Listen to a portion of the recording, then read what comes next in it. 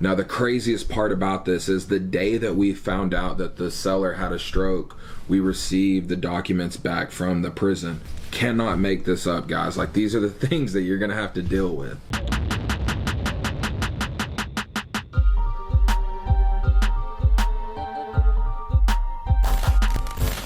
What's up, guys? Welcome back to the channel. My name is Derek, aka Flippingahouse, and if you're new here, we talk real estate, financial literacy, and just how to get better. But today we're going to be doing a deal breakdown on a recent flip property that me and my business partner purchased, and we're going to talk about the ups and the downs of this property because it took us over a year to close it, and there's a lot of gems in here, so stick around. It's going to be a good one. Now, if you guys have no idea who I am or what I do, I think the name should give it away, but if you're new here, my name is Derek, and I have a business partner named Benjamin, and we've been in real estate for about 6 years now, and we've purchased deeply discounted off-market properties. Now, when you're purchasing off-market homes, they always come with issues. That's why we're able to get them at such a deep discount. But I felt like there was no better deal to break down than the one that we just recently purchased about 3 or 4 weeks ago, and that's because it took us over a year to close this deal. Now, like I said, no deal looks the same, and this one gave us a run for our money, and there were so many times where I didn't even think we would be able to close, but we pulled through, we were able to get it done, and we just finished the rehab and actually listed the property. But let's start at the beginning of how we even got this deal and what the original purchase price and numbers look like, and then we'll start to go through all the situations that occurred that we had no idea what we were about to get into. Now, one of our favorite ways to find these off-market properties is through SEO, or search engine optimization. Now, this is just a marketing strategy that we like to use, and it's basically where we have a website that pops up on Google and we rank really high for certain keywords. One of those keywords that we may all be familiar with is we buy houses in Houston or wherever you're located, or off-market property, or how to sell my house fast. Like, these are just things that, you know, people would put into Google and search for. Now, we pop up, we're like the top 5 in most search categories here in Houston. So, side note, we use Carrot as our website provider and we build off of that, and maybe I'll go through that process one day of showing you guys what our Carrot site looks like, because it doesn't look like your average Carrot website. It looks a little bit different, more personalized. It tells a story about who we are as home buyers. Now, when someone comes on our website, they'll usually go through 3 different forms or steps. Now, the reason we do this is to see how motivated is this person to sell their home. Now, typically the first one just asks for some general information such as property address, phone number, and email, and then the second form will pop up after they complete that, and it'll ask for a little bit more details such as square footage of the home, why are you looking to sell, just some more in-depth questions. And then once they're complete with that form, they will then receive an email which they can respond to. Now, if someone goes through all 3, they're obviously really motivated. That's a hot lead. But I think anytime someone is searching for you or your business, it's probably important and you need to get on the phone with them immediately, which is what we do. I'm just letting you know this is what our intake process looks like on a Carrot website or an SEO intake on a home that someone may be willing to sell. Now, we received all 3 forms from this gentleman, which told us he was very motivated, and the day that it came in was actually August 10th of 2021, and originally he just filled out all the information, and then when he responded to an email, he actually said, hey, are you guys gonna reach out? And of course we weren't able to get him on the phone the first couple times, so once we communicated through email, my partner Benjamin was able to hop on the phone with him, and they set up an appointment. Now, the appointment was pretty quick, and that's how you want it to be, actually. If you have somebody and they're ready to sell and they're motivated, you know, you need to move as fast as possible. Now, note, some of these sellers will move a little slow, but he was ready to go. And the reason that he was looking to sell is because basically his wife had passed away. He had been in this property and all of his sons were older, so they had moved out. So basically he was an empty nester, and he had this huge 4-bedroom, 2-bath property, and he was remodeling it before his wife passed away. So he had done a new roof, and he had done hardy on the outside. He had added a generator to the home and a tankless water heater. So these are all some benefits that he's already done to the property that are pretty costly costly. And so one good thing that, you know, my partner does really well is he'll go on these appointments and he'll build a lot of rapport with the sellers, and that's what he did in this situation. And Mr. Lynn, who was looking to sell, basically reiterated all the things that I just told you guys. And, you know, when it got down to price, I think originally he was asking $170,000, and at the time we needed to be around $160,000. So that is the offer that we made him, or I'm sure my partner made a range of like 150 to 160. So he took a day to think about it, and then he got back to us and said, you know, hey, if we could do 165,000, and then I think we landed on 163, and that's where we signed it literally 4 days later from the lead coming in. So pretty quick turnaround, which is what we like, but that's how you know you have someone motivated, ready to sell their property, is that they're willing to actually take those next steps. And you need to go through, you know, qualifying these people to make sure they are ready to sell. But as you can see, you know, with those numbers, because the home itself at the time when we ran comps was worth around $240,000. Now note, even though he had done a lot of updates to the exterior of the home, there were still a lot of things that were outdated on the interior of the home, which I can show you guys a couple pictures in just a minute of what it looked like, you know, before, and then I'll also show you, you know, what it looks like now as the listed product. Now, doing title work process and knowing how your state works is very critical, and because of that, we know in Texas when someone dies, if they do not have a will, we can do what is called an heirship affidavit, which works very similar. However, the probate process of a will takes about a year, and we can get an heirship affidavit done in just a couple of weeks. So you can see how this will condense the time frame of being able to close on a property. So knowing that the wife died, it typically goes down, so their kids, and then if their kids are not alive, it would go side to side, and then if there's nobody like a brother or sister, then it would go up to their parents, which is rare because most of these older people, their parents aren't alive, and then you have to go through some other things, but that's typically how it works. So down, side, and then up. So she still had some kids alive. We did the heirship affidavit. Long story short, you know, we contracted in August. He was setting to move. We had to go through this heirship process because one of her sons was in prison. Now this is a big part that I want to note, because you're going to see how not only did this hold us up from August to December, some things occurred, which I'll get to in a minute, where it then held us up another 4 or 5 months afterward. But note, one of the kids is in prison. Now when someone is in prison or jail, you have to set it up with the prison on either being able to get someone inside, whether that's a notary to meet with them. It depends on the level of the prison.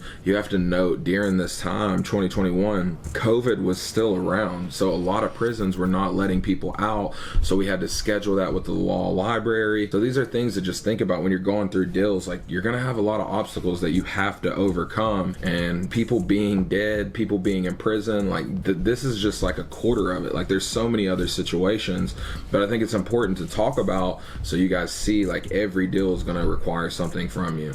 So we get the heirship. We finally get to work with the prison. We have everything scheduled for him to sign the documents, and then there was another son who was out, and everybody was good to go. So while we're waiting, you know, the house started to go into pre-foreclosure because the gentleman couldn't make the payments anymore, on top of him moving. So what we did was we kind of put ourselves in a pickle, but we trusted the seller and we gave him a little bit of money up front. It started out initially as $1,000, and then a couple more weeks went by, he needed another $1,000. And I would not recommend this. Like, do not give a seller money up front. This was just a weird situation, and Ben had really built a relationship with the seller, and we knew that we would get credited this money back once we closed. Now, what we didn't expect to happen is what happened next. Now, in real estate, what they don't tell you is that you should prepare for the worst case and hope for the best, and that's in any situation.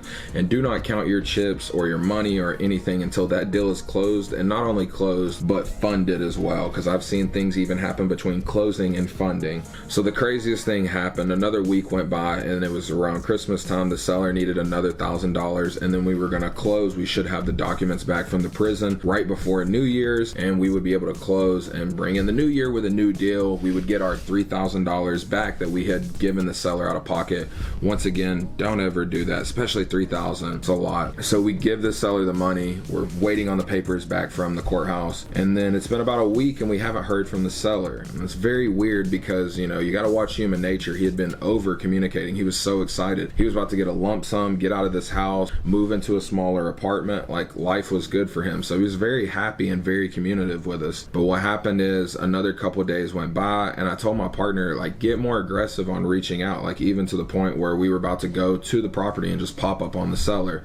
And I normally wouldn't be overly aggressive. It's just we've given him $3,000 of our own money. So here's what happened. We can't get a hold of the gentleman. We're reaching out to the son because he had been helping in and out, the one that wasn't in prison. And so he's like, hey, I'm just going to drive out there because I haven't heard from him either. Still waits like another day, and then he drives out there. Now, when he arrives at the property, his father is unconscious in the kitchen and he had had a stroke. Yes, literally. Now, the craziest part about this is the day that we found out that the seller had a stroke, we received the documents back from the prison. Cannot make this up, guys. Like, these are the things that you're gonna have to deal with. So think about this. We're 4 months into the contract. We contracted August 14th, 2021. It is now like December 21st or 22nd. We're supposed to close. Now Christmas is coming up. This gentleman's in a coma, right? Because his father did not die. They rushed him to the hospital. He's in a coma.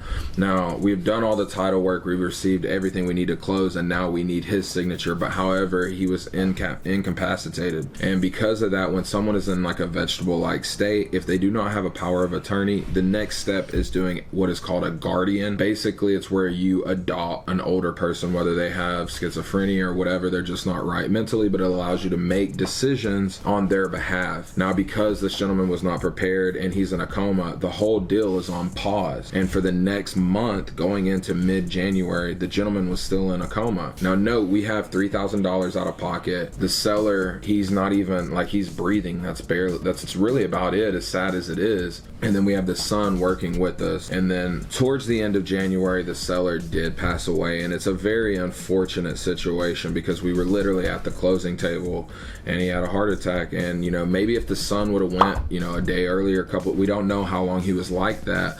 So it may have been, you know, a better situation, but unfortunately the seller did pass away.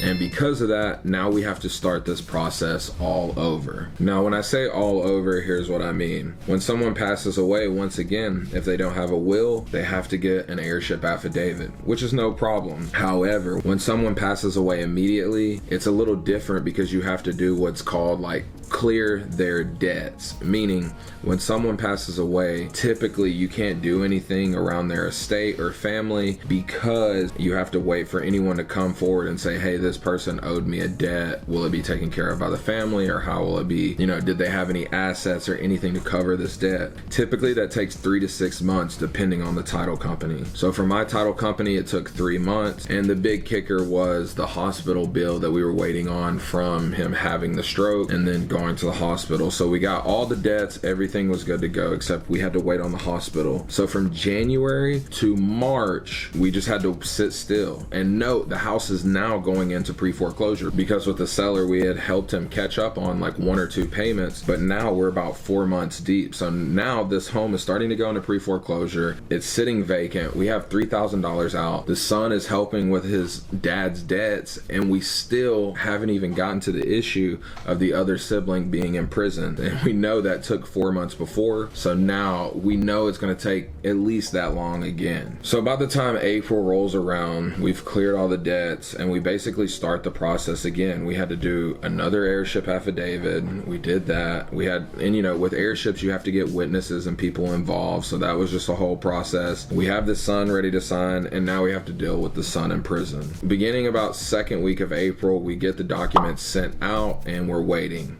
And when I tell you guys we were waiting, I mean like it took us a month and we didn't hear anything. And it's so hard to get a hold of the prison or even someone that knows the situation and what's going on because it's a prison. Nobody wants to help you, basically. Finally, towards the end of May, the brother was able to call the prison, get a hold of his brother. And note, when I say his brother, they were like stepbrothers. They were not close. And, you know, he wasn't a fan of why he was in prison, which was basically being a sexual predator. So like, I'm just reiterating, guys, like these are the things you're gonna get deep into family ties. Like, we're just trying to buy a property, but it's so much more to it. So end of May, we speak with him. We realize that he did sign the docs, but when sending it back, we don't know where he sent it because it never came to us. So we sent out the docs again. So it's end of May, we're going into June. We know best case scenario, it should take about 2 to 3 weeks. Worst case, it's gonna take a month because you can't overnight packages to a prison. They only do what is called snail mail, mail or just literally dropping it in the mail. And you got to think, we're in a prison in the middle of Texas. It's not like a huge town. Point being, it's going to take a while to get the docs back. So end of June, waiting, still no docs. Call the brother again, finally get him on the phone. Never even received the docs this time. So now we're on the third time. Finally, another month goes by. Now we're at the end of July. Finally, he receives them, sends them in the mail, snail mail, and we get them back. And I couldn't believe it because we had done everything to finally get to this point. We had to get in touch with the mortgage company and let them know the situation so they could hold off on foreclosing it, because we were in the middle of a sale. And so like, always use your title company to help you with these situations, because they can put a word in or talk with these people that you cannot, and let them know the situation and prove like, hey, we are buying the house. We're just trying to work through some things. So that's what happened. We get the documents back, and like I told you guys, we contracted August 14th. We literally closed this property August 16th of 2022. And we were able to still get it for that price. You know, we were around the 163. So to bring it full circle, August 16th, 2022, we were able to finally close this property. Once again, we had it at 163,000, and then we had given the seller 3,000. So we were able to get that out of the funds and receive that back, and we were able to close the deal. And like I said, it's, you know, we're now at the end of September. We just listed the property this weekend, and I'll show you guys, you know, a little bit of what it looked like before. So you can see a couple pictures, and then, you know, here's what it looked like after. So it looks a lot better. Like I said, now the actual comps have went up. There's sales in the neighborhood up to 280. As you guys know, in the current market and where we're sitting, things are shifting a little. So we decided to list under for 260,000, and we should be all in around 205,000 with holding costs and everything. So it's still going to be a pretty good deal. That we had to jump through a lot of hoops and overcome a lot of situations. But like I said, I wanted to share this with you guys so you see that every deal is different. You can make money in real estate, but some of these deals will take a month, a couple weeks. We closed one even in a day last month, but some are going to take a year, 2 years. I've even worked on deals for 3 years and they fell apart. It is what it is. But I hope you guys enjoyed this video. If you've made it this far, make sure you like, subscribe, turn on post notifications, because I drop weekly videos like these and even behind the scenes vlogs if you guys want to see what my day-to-day life looks like. If you're not already, make sure you're following me on Instagram and TikTok for daily content. Until next time, peace.